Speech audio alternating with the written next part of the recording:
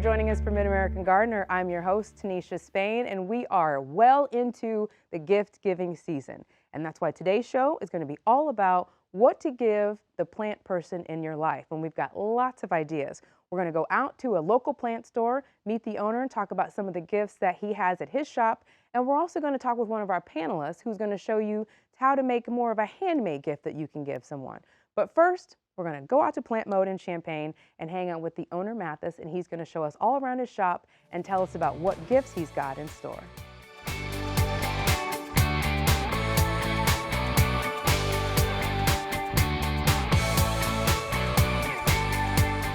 All right, and here we are at Plant Mode in downtown Champaign. I'm joined by the owner, Mathis Helmick. So first of all, give us a little history, because this shop is one of the trendier plant shops in Champaign. So tell us all about it. Trendy, I didn't know. I opened up in late 2013 as a pop-up shop in my apartment in downtown Champaign. By 2014, I had moved into the furniture lounge and set up shop inside their shop, which was kind of cool. I was there for almost 5 years. September 2019, I moved into this location. Wow. Yeah. And you said you were just kind of walking by, saw the place was available? I live in the neighborhood. I have a dog. Walk over to the retention pond park right around there. It's a nice little addition to town, and was walking by. One of my friends owns the salon next door, Apatsu, which is awesome, and she was like, you should look into this. We could be neighbors. This could work.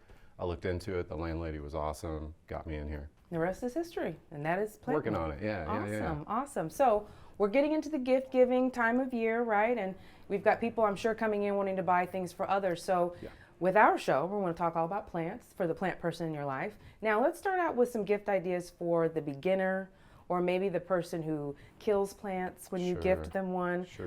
What sort of things, when people come in for the beginners, what would you recommend as a starting plant? There are two plants that come into mind when people are like, I need to give a plant to someone who is not good with plants, or maybe they just want to buy it for themselves, and they're like, it's my first plant, what should I get? Okay. And I always kind of walk over to this little section next to the radiator over here in the dark, sort of, and I pick up these little sansevierias, or mother-in-law's tongues. Pretty rad. You can't go wrong And I with like those. to show, if they kind of give me a look like, that's so small, I'm usually like, they get bigger. We've got much larger ones. I just like to show you the small ones first. And then I love to show people ZZ plants. That's a good one, too. Zamioculcas zamiifolia, which is why we just say ZZ plant, because that's much easier. But you can put both of these in like the closet for a month with no light and no water, and they're going to look just like this. And that's not a lot of plants. That can take abuse. Yeah. And some people really need to start out with a plant like that. More on you though. How did you get involved in plants? Did you come from a horticulture background, or? Not at all. I mean, my mom, we had plants. We used to water stuff on Wednesdays, watering Wednesdays. Yeah. Luckily, nice. her few plants worked out to where watering once a week on that day was fine. I've learned as a plant shop person that that's not the case all the time. But I was working at a job in Chicago, and just to be super fast, I was on my lunch break. I didn't like the job. I walked by Sprout Home up in Chicago, modern home and garden shop, and I was like, dang, that looks really nice.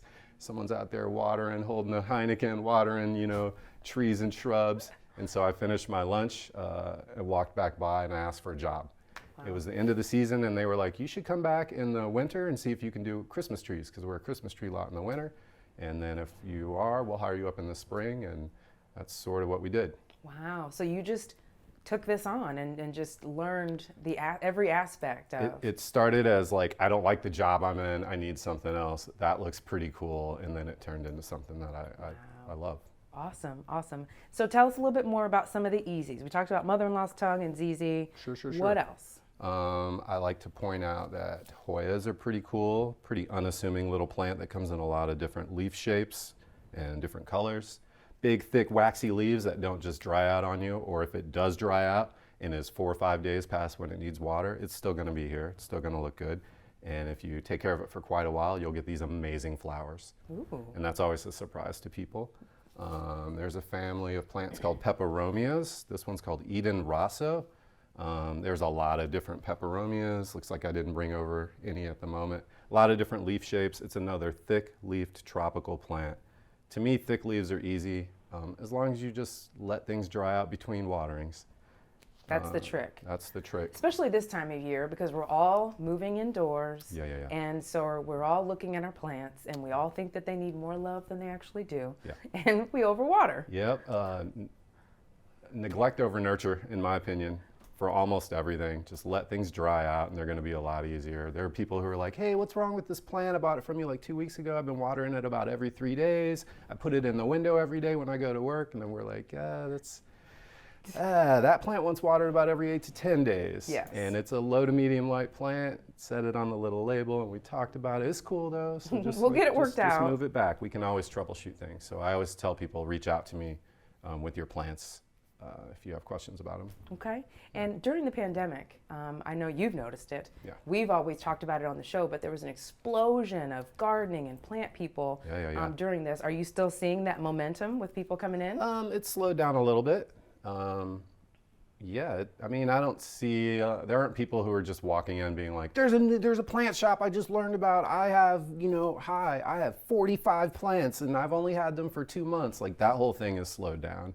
Gotcha. I think all those people that started to get into plants are just regular plant people now. Mm-hmm. So they kind of come in casually every once in a while. Whereas maybe, 9-10 months ago, I was seeing them once a week. The height of the pandemic with curbside pickup, it was kind of nutty how fast things were moving. Wow. But people were home and they could take on either challenging plants that they'd always thought about trying, or they could just try out plants for the first time, or they realized they worked in like the spare bedroom that it was just skanky and weird and they needed to make it pretty and feel better and kick out some oxygen. So yeah. Awesome. Okay. Now we do have some more challenging plants. Are there any other plants at this table for beginners that you wanted to show? Right where I'm at, I mean, this little alocasia, a lot of different alocasias. I don't know how much I can swing out to grab. This is an Alocasia scalprum. All these pretty insane alocasias just require high humidity and definitely some patience with watering. They're kind of expensive, they're sought after, people go nuts about them. When I sell them, I'm like, hey, when you get home, let's watch a couple videos about this. Not for all the extra care tips, but just to get inspired and to understand that you just bought like an expensive plant and that you should not just be like, I bought this cool plant that I've been looking for, check it out, and then it's dead. We don't want that, we want success. Yes. Yeah, so alocasias, calatheas, which I don't have any here at the within reach. There's some here in the shop. Okay. Calatheas generally require water without chlorine. All the plants don't like chlorine and fluoride, all these tropical plants. I can grab one. I'll be your faithful assistant. I love it. We're working together. It's there teamwork. We go. This is the one you're talking about that's on a strict diet. Yeah, this little buddy's a little thirsty, but he's ready for water today. I let it dry out, folks. See how we do it? Following his own advice. Yeah, this could look. We grabbed the smallest one there is, but that's okay. That's okay. I'm gonna water this and it's gonna get all happy. I didn't say I was a good assistant. But I yeah, just said I was an they're assistant. just pretty darn finicky, and a lot of people like them because of all the pretty leaf action that happens. They move during the course of the day when it's bright, when it's dark, But they just require a little something else. Just a little love, high humidity. Like where you grab this from, it's sitting in a little tub on top of rocks, and every night before I leave, I pour a bunch of water on those rocks just to provide some humidity in the area. Okay, let's move into some of the more difficult plants. I had my eye on this. I still am considering taking one of these babies home, but I know what the likelihood. Yeah, I mean, people want to overlove this mostly. Yes. I like to tell folks, hey, you bought this, it's kind of heavy, soil's pretty wet. Don't water it until the soil's super duper dry. That's going to be about 2 weeks. If it's 2.5, sun's not super strong this time of year, it's going to be about every 2.5-ish weeks. And I don't even water these super heavily. I like to use a spray bottle. I was just going to ask if you sprayed them. I'll do, 10, 15 squirts just to where I'm trying to saturate the soil down to about there. Sometimes people buy these, they put them in big, beautiful hanging baskets without drainage at all.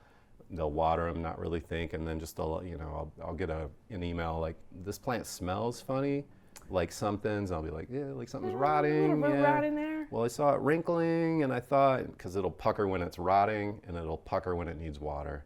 It's a tough one, but it's totally doable. But the soil moisture is the trick, right? That's how you know which one you need to go for. Gotta wait. Okay, let's check out some of the tough plants.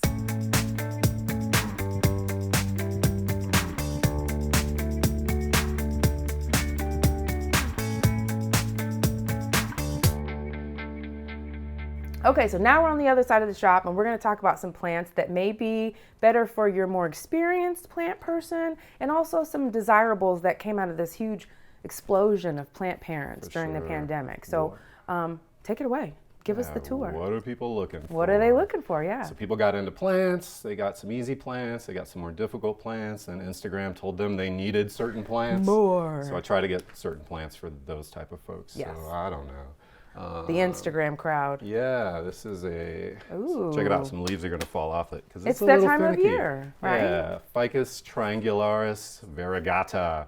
Oh, fancy. Triangle-shaped, variegated ficus plant. Boom. Ficus are a little fussy when they get moved around. They can drop leaves, but this is gorgeous. That is gorgeous. So people who get those generally know what's up about it. It's good eye candy. I'm a big fan of these philodendron silver swords. There's not a lot of silver-colored plants out there. Now let's talk about this because this is people, it's pricey. Yeah. So what makes this guy so fancy, so special? Generally availability. Okay. I mean, there are giant mega growers out there that supply the big box stores, and they definitely start like, hey, this plant's on the radar as something we need to put into production. After they do that, things that are super duper hard to find become more available, so to speak. Gotcha. And then I try to pay attention to that stuff too. If I have a wholesaler that's like, I can get these, they're really hard to find, they're this much, I sort of look around and see who's selling what locally, or Interesting. if the big box stores have them. There's quite a few plants that a big box store would carry now that I feel like they didn't carry a lot.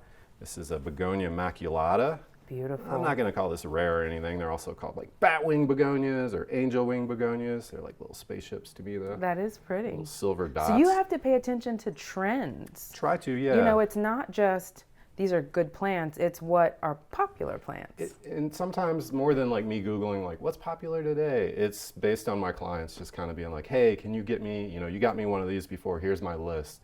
And sometimes I'll be like, those are the 5 rarest plants in the world. I can't find those, but this one here was on an availability list. And then I reach out to my growers. There's a couple of them that will send me some pictures. We have this, it's going to be about this much, it's in that size. It'll be there next week if you want it. Wow. And then, so it's pretty cool to make people like real happy when they're like, I'm you got that sure. so fast. They're probably peeking in the windows on the day to come pick up their order. For sure. This is an example of a plant that is at big box stores these days. So it's, it's a $26 plant. It's probably $18 at like a Home Depot or something. But it's a Scindapsus moonlight. It's called a Sentinel satin pothos also. I just think they're pretty great. A lot of my clients are like, I'll pay $3 or $4 more bucks or $10 more bucks to buy from you instead of a big box shop. No big deal. Sure. Supporting small business. Yeah, so another kind of silvery plant. I love the Rhaphidophora decursiva. Ooh. And this is a vine that grows. Right now it's like, I'm just doing this. Oh, and then yeah. it makes this turn and goes up, and then the leaves start to split. So you see it in just sort of different stages of growth, which I think is pretty cool. And if we were to Google image this and put the word mature in it, they'd be like this tall. Wow. These leaves would be about 2.5 feet wide with these big dramatic splits in them. Oh, wow. And this is another spaceship plant. So is your house an indoor jungle? It's getting there. Yeah. I go through phases. Okay. I go through like, I want to intake a bunch of plants. I'm into this. And then I sort of look around. I'm like, I own a plant shop. I'm going to take these to the shop. I'm going to tell people this was from my house. It's only this much. Or I'll give them away. But yeah, right now I'm in an intake mode. So I do occasionally look around.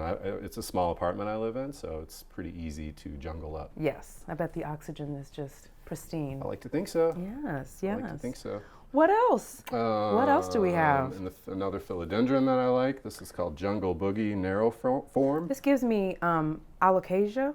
Alocasia vibes? Alocasia vibes? Alocasia, there we go. Yeah, no, I think bit. people can say things how they say them, and I don't believe I'm ever pronouncing anything 100% It's tricky. accurate. Those Latin names will get you. Yeah, and when people come to the counter and they say blah, blah, blah, and if I feel like it's hitting my ear wrong, I'm just like, it's right over there, you know? I'll find We're it. all learning stuff every day, but I love all these, like, this is very Jurassic to me, too. Yes. And these get really big. These leaves can get, that big. And this whole plant can be a floor plant that's like, 3.5, 4 feet tall. They're pretty rad. This is another philodendron. I'm a big fan of philodendrons. They're all either vines or little shrubby bushes. But I mean, we've got tiny little growth. Great growth in there. And I just like how the leaves unfurl. And they're just always reaching and doing their thing. So I'm sorry to interrupt you. No. When people come in, do you find that they know what they want, or do they just kind of stumble in and think, I want one of everything. Two different types. Yeah. Two, okay. There are people who are Collectors, maybe? So there's a couple really good plant groups here in town. Hashtag CU Plant People is probably my favorite. I'm a member. And hashtag 217 Plant Gang. Okay. That's something I feel like I started up, and I want everyone to join in and just show off we'll your check plants it out. or do how you do. It's all friendly. But yeah, there are people who, such and such shop has this, or Plant Mode's got that, and they'll post it, and people will drive over from Bloomington on a Saturday or on a Wednesday or something. Oh, wow. Or they'll buy from the website, because every single item's on my website. For purchase, I throw a lot of things on my socials, and I'm really good about being like, I got 30 of these, y'all. Kind of like, calm down, I'll see you when you come in. Or, hey, I got 7 of these. And that's like, get it while it's hot. Those people tend to, a lot of the regulars snag a lot of stuff on the new arrival days. Do you ship, or is everything curbside? Everything, you can come in the shop for pickup, come in the shop and browse like normal times with masks. We're all vaxxed up in here and boosted, so that's why we're good like this at the moment. Yes, but yeah, I'm a stickler. You can ask around. I think all my bad Yelp reviews are like from not opening early when people are trying to pull on the door, or from me being like, yo, no, what are you doing? Where's your mask? Yeah. Any other gift ideas? What do you want people to know, this season, if they're interested in gifting a plant to a friend? For sure. What's a good rule of thumb? Any tips there for that? Plan on coming in 4 or 5 days before the holiday, whatever holiday you do, because you're not going to be able to hide a plant in a closet unless it's a Sansevieria or a ZZ plant or something. But generally, I get pretty busy that week. Gift certificates are a big thing here. A lot of people hit my website and just hit gift card and buy an e-gift certificate, which you can use on the website or here in the shop. Candles, even though I sell these great Kobo candles that have an 80-hour burn time, I send people over to Fire Doll over on Neal Street. It's my friend who's making really rad candles. Nice. That's right, I slid that in there. That's right, little plug. Fire Doll Studios. Little plug. I don't know, people want plants. I sell a lot of plants in December to people who like plants. And then I sell a lot of gift certificates to partners of people who like plants.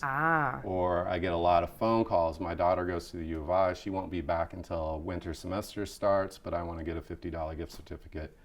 Can you leave it in the shop for her to pick up, or blah, blah, blah. Making it work through the pandemic. Absolutely. Awesome. Well, thank you so much for letting us come in. I appreciate it. Beautiful place, beautiful plants. Really appreciate it. Thank you. And we'll have to come back and visit soon for sure. Thanks, y'all. All right.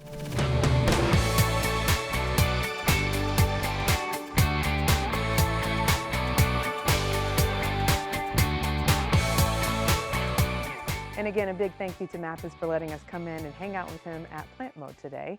And in keeping with that gift-giving theme that we've got going on the show today, we're going to go to Jennifer, one of our panelists that you know from the show. So before we get into your gift-giving idea, Jennifer, introduce yourself and tell everyone a little bit about you. I'm Jennifer Nelson. I'm a horticulturalist. You can find me online at groundedandgrowing.com. You can also find me on campus, on the U of I campus here and there. I teach vegetable gardening, and today we are doing a lab on spice mixes and tea mixes. So I've got those examples to show for you guys today. Excellent. And that is, so did you guys, you said the herbs, the tea mixes, you're actually going to make the tea bag? Yeah, I can show you a couple different ways. We have a way that the students can just make it up. The idea is that they make the blend and then taste test it right there in the lab. That's a really unique idea. Okay, show us how it's done. Okay, so for the tea, we have different herbs, different dried herbs out in the lab for the students to pick from, and some suggested recipes. And if any of you have done loose tea at home, there's a couple ways to do it. This is kind of what we use at my house. It's a little strainer basket, and it goes over the top of your mug, and you put the loose tea inside. There's a couple other ways that you might, these are all reusable. This is a little spoon thing that opens and shuts. My son found this one recently. It's a little cat with a strainer ball, so you would put the loose tea inside.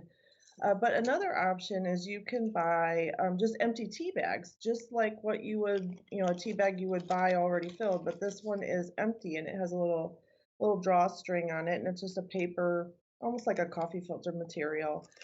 So I made one up before we started here. This is a recipe we had in our lab manual. It's actually dill seed and chamomile flowers. I'm not sure what it's going to taste like. I haven't made it yet. It smells really good though, and you don't think of dill being something you would put into tea. But the idea today is that the students will experiment and try some new things.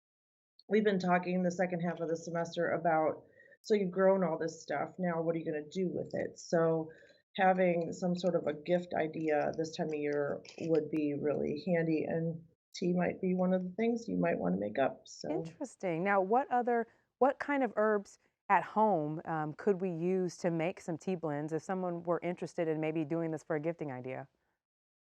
there's lots of different options. I mean, things like chamomile comes to mind, lemon balm. Um, One thing that we're trying is we bought just some basic tea, so like green tea and black tea, like like Lipton. I didn't buy Lipton, but I bought some loose tea, and you can add different herbs to it. So things like mint.